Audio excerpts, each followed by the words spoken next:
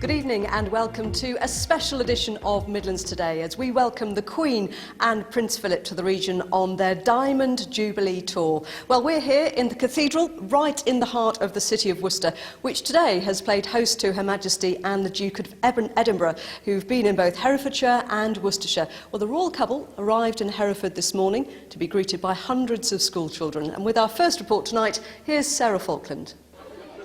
Hereford Station at 10 o'clock. The royal train had safely delivered its principal passenger. Within minutes, the first of endless bouquets, and then a sea of red, white and blue as the royal party sped towards the city's 12th century cathedral. This is the Queen's sixth visit to Hereford. The first was as a young mother back in 1957, then in 1976 and again in 1987. She had a white hat and her hair was grey. It was beautiful. She was really pretty. Really pretty?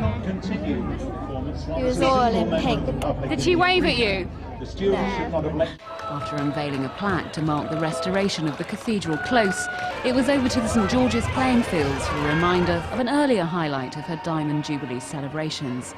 The Herefordshire Trow, one of 1,000 small vessels that sailed in the Thames pageant. For 7-year-old Talia from Kington, a moment she would remember all her life.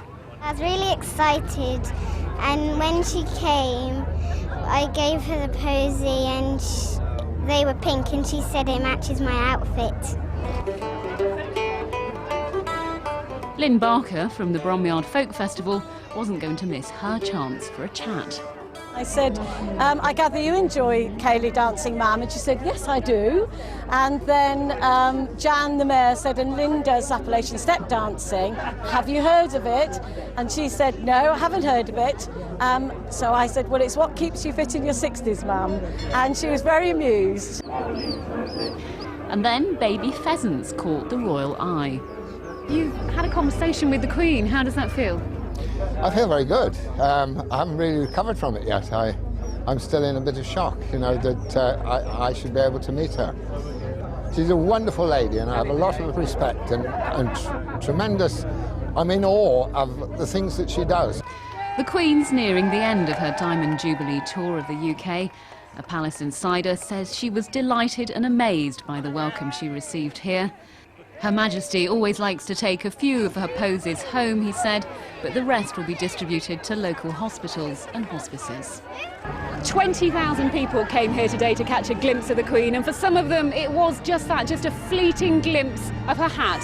Her visit, a short 1 hour, 15 minutes, but one that will be remembered long in the hearts of the people of Herefordshire. Sarah Falkland, BBC Midlands Today in Hereford. Well, after the fantastic reception there in Hereford, the Queen and Prince Philip were whisked by helicopter the 27 miles here to Worcester, where thousands more were ready to meet them. And our special correspondent, Peter Wilson, reports. The crowds were keeping watch from the rooftops, the people of Worcester taking every vantage point. And the Queen's first port of call was the magnificent and sometimes controversial Golden Library, the Hive. Those that greeted the Queen, young and old, were taken aback by the occasion. The smile on her face was calming, the way she came down, it made us all really calm. She looks really pretty today. Absolutely wonderful.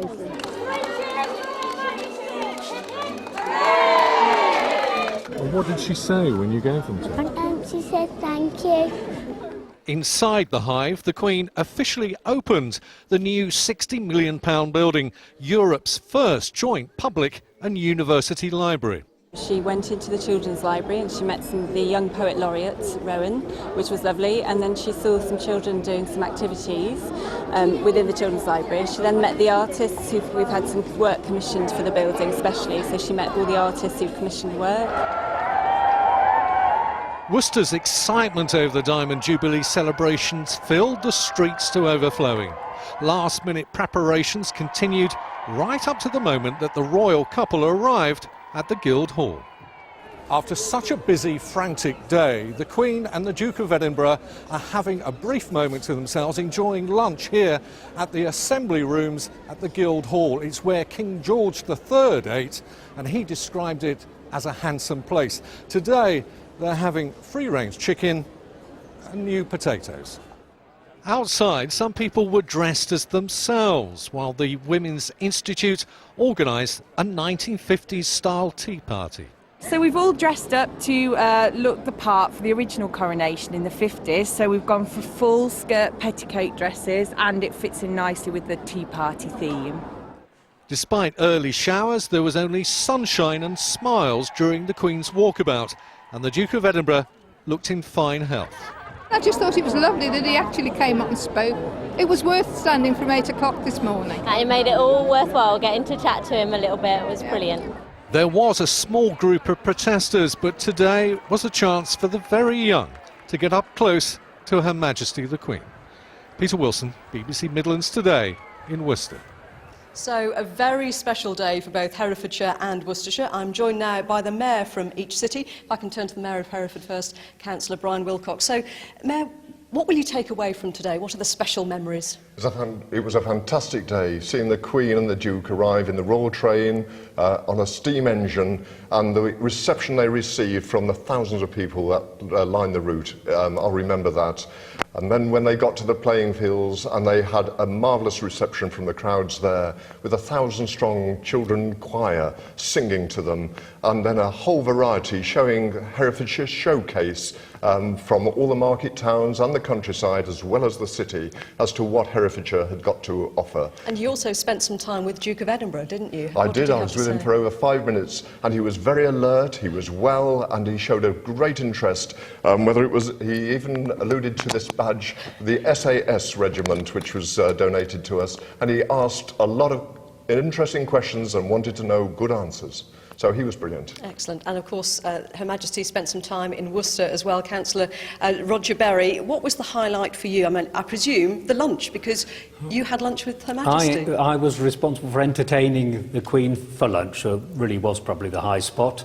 It was a good, obviously, opportunity for me to talk to her informally, and also I proposed the loyal toast. So a very memorable day for you. You also were on the same route as Her Majesty, so you got a royal eye view, if you like.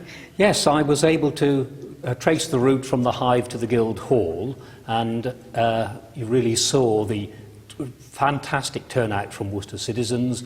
The streets were lined with children and visitors, and it was a really, truly memorable experience. And she met a lot of people involved in charity work and people that really make the city and the whole of County Worcestershire tick. Yes, she was fortunate. She met over 100 specially invited people from local voluntary organisations, so she really had a good meeting with a wide cross-section of Worcestershire's population. Councillor Roger Berry, Councillor Brian Wilcox, many thanks indeed. Memories to treasure, I'm sure. Well, I'll be back a little later in the programme when we'll have a sneak preview of a gift that the Queen will be receiving in Birmingham tomorrow. But for now, it's back to the studio and Dan Pallett. Dan. Now, returning to the Diamond Jubilee Tour, and tomorrow the spotlight turns to RAF Cosford in Shropshire, where 35,000 people will greet the Queen. Her Majesty will also be in Birmingham, where she'll stage a city centre walkabout and officially open the Queen Elizabeth Hospital. She'll also be presented with a silver bowl created in the city's world-famous jewellery quarter. And Martin Lowe is there for us now. Martin. Well, Mary, here it is, resplendent in a blue display case, ready for presentation to the Queen tomorrow. It's solid silver and of exceptional quality. It's probably best described as looking like a shallow fruit bowl, but more importantly, it's a gift fit for a Queen. All that glisters is not gold. In this case, it's solid silver. Today getting a final polish at the workshop in Birmingham, where it's been created. Then a dip in a degreasing vat to make sure that any smudge or finger mark is removed before it's placed in its case, ready to be presented to Her Majesty. The item itself is produced from fine silver, which means it is 99.9% pure silver. And this has a particular shine to it. It's the brightest, and silver is the brightest of all metals, and it's a pleasure to work with, lovely to work with, and I think the end result speaks for itself. It's lovely.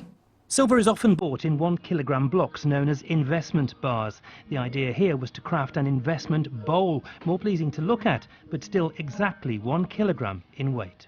We start with a circle of silver, fine silver, which is 3 millimeters thick in this case, and it is put onto a spinning lathe, and it is spun by hand on a special lathe.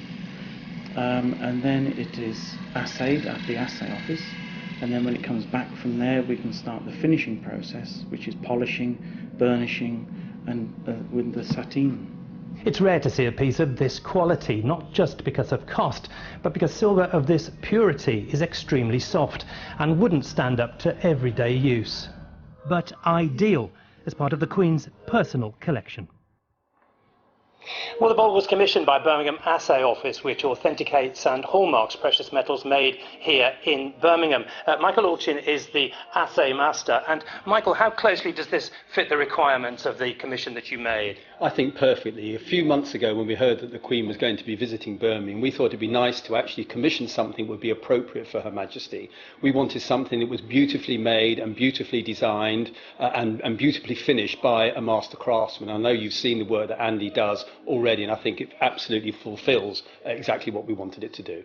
Clearly, this is something that was made here in Birmingham's famous jewellery quarter. How appropriate is that as somewhere where something like this would be made? Well, we think it's entirely appropriate. Obviously, the Birmingham Assay is based in Birmingham. We have this fantastic jewellery quarter that's been here for several hundred years. We have master craftsmen here, jewellers and silversmiths, and it was entirely appropriate that a gift coming from the Birmingham Assay Office and the Birmingham City itself to give to the Queen should be made and designed here in the Birmingham Jewellery Quarter. And some special hallmarks on the bowl itself? Yes, there's a commemorative hallmark for the Queen's Diamond Jubilee, which is this special mark in the centre here. And then, of course, we have the famous anchor mark, which is the town mark for Birmingham, for the Birmingham Assay Office. And a very, very good sheen to the finished product. Well, Andy's a master craftsman. It's beautifully finished. You've got the contrast between the matte finish around the outside of the bowl and the polished centre. Believe me, that's not easy. And yes, I think it's absolutely fabulous. But a gorgeous piece, all ready for presentation to the Queen during her visit to Birmingham tomorrow. We will leave you tonight with some of the sights and sounds that have greeted the Queen on her visit to Hereford and Worcester. You'll also find more pictures on the Midlands Today Facebook page, and I'll be live at RAF Cosford tomorrow evening. I hope you can join us then. She'll also be in Birmingham, of course. From all of us at Midlands Today, bye-bye.